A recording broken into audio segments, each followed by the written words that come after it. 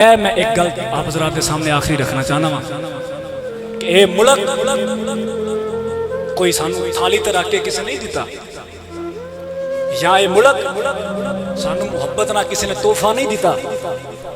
حضرات 20 لاکھ آپ کی اور میری بیٹیوں ماؤں بہنوں کا خون اس ارض مقدس میں ہے، ہزاروں علماء کی لاشیں اس زمین میں دفن ہیں، لیکن افسوس کہ ہمارے نوجوان بھائی ہمارے ملک میں رہنے والے جب 14 اگست آتی ہے تو باجے بجا کر مختلف رنگ رنگیلیاں کر کے سمجھتے ہیں کہ ہم نے یہ ملک کا حق ادا کر دیا، لیکن تمہیں نہیں معلوم ان ماں سے پوچھ جس نے اپنے سامنے اپنی بیٹی کا گلا گھونٹ دیا تھا، اس بزرگ سے پوچھ جس نے سال ہر سال سے دوست بچھڑ گئے جس بابے کے، اس ماں سے پوچھ جس کے سامنے اس کی عزت کو تار کیا گیا۔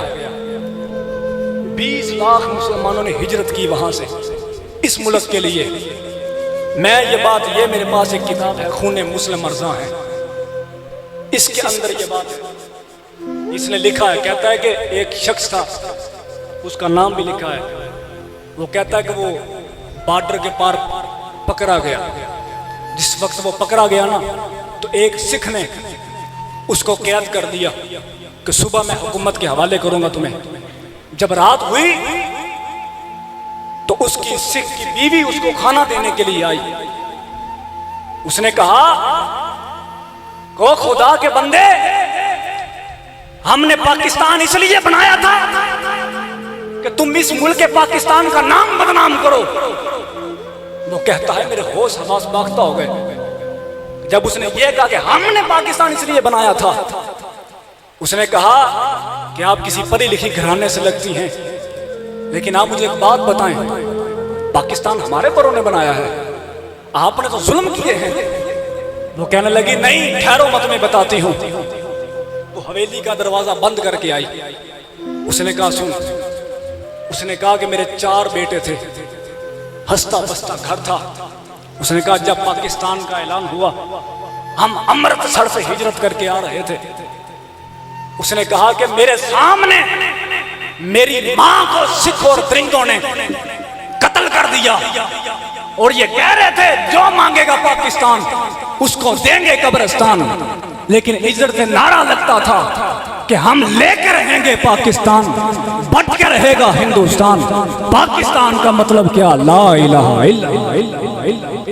جس وقت وہ کہہ رہے تھے، وہ کہتی میرے 4 بچے تھے، کہتی ہندوؤں سکھوں نے میرے سامنے اس کو قربان کر دیا، اور ایک سکھ میرے بچے کا گردن اتار کے یہ کہہ رہا تھا کہ چھوٹی سی جان تھی، اب میری تلوار بھی ناپاک ہو گئی، اب میں اس کو دھوؤں گا، یہ مسلح کا خون لگ گیا ہے۔ وہ کہتی ہے ایک بچہ لے کر میں بھاگ رہی تھی، بھاگتی بھاگتی کہتی ہے رات ہوئی، کھیت آیا، اس کے اندر ہم چھپ گئے۔ وہ کہتی باہر سکھوں ہندوؤں کی فوجیں کھڑی تھی، اور بھی لوگ تھے۔ وہ کہتی جس وقت بھوک کی وجہ سے میرا چھوٹا سا بچہ گود میں چلانے لگا، تو کہتی ہے اس وقت میرے ساتھ جو لوگ انہوں نے کہا بی بی اپنے اس بچے کا گلا گھونٹ کے مار دے، یہ نہ ہو کہ یہ باہر کھڑے فوجی درندے ہمیں دیکھ لے اور اس بچے کے پیچھے ہم سب مر جائیں۔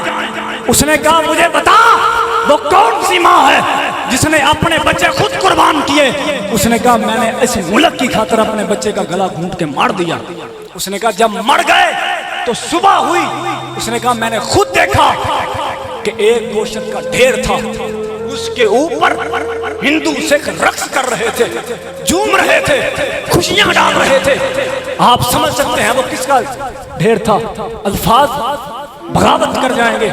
وہ کہتا میں نے خود دیکھا کہ عورتوں کے پستانوں کا ڈھیر تھا، اور چلتے چلتے اس نے بڑی لام لیلی بیان کیا ساری، لیکن میں ایک بات آپ کے سامنے رکھنا چاہتا ہوں، تمہیں اس وطن کی قدر نہیں، تمہیں اس وطن کا پتہ نہیں۔ آج وہ ماں چیخ کے تم سے پوچھ رہی ہے بتاؤ اس ملک کے ساتھ تمہاری وفا کیا ہے؟ ہم نے بچے دے دیے تھے، ہم نے خون دیا تھا، دریائے راوی کا خون یہ بتا رہا تھا کہ 20 لاکھ مسلمانوں کی گردنیں کٹ چکی ہیں. وہ کہتی ہیں خدا کے بندے چلتی چلتی ایک سکھ کے ہاتھ آئی. اس نے کہا پھر اس نے مجھے آگے بیچ دیا. وہ کہتی ہے یہ موجودہ جو سکھ ہے, اس نے کہا میں تھی مسلمان لیکن اس نے میرے ساتھ شادی کر لی. اب اس نے کہا میرے 4 بچے ہیں. اس نے کہا کہ خدا کی قسم مجھے پاکستان سے اتنی محبت ہے, اتنی محبت ہے. اس نے کہا میرے بچے جب بیمار ہوتے ہیں میں نے کبھی دوائی نہیں لی, میرے بچوں کو جب کچھ ہوتا ہے میں پاکستان پاکستان پر کے پھونک مارتی ہوں, اللہ میرے بچوں کو شفا عطا فرما دیتا ہے. یہ لوگوں ان ماؤں کو بھی یاد رکھو جنہوں نے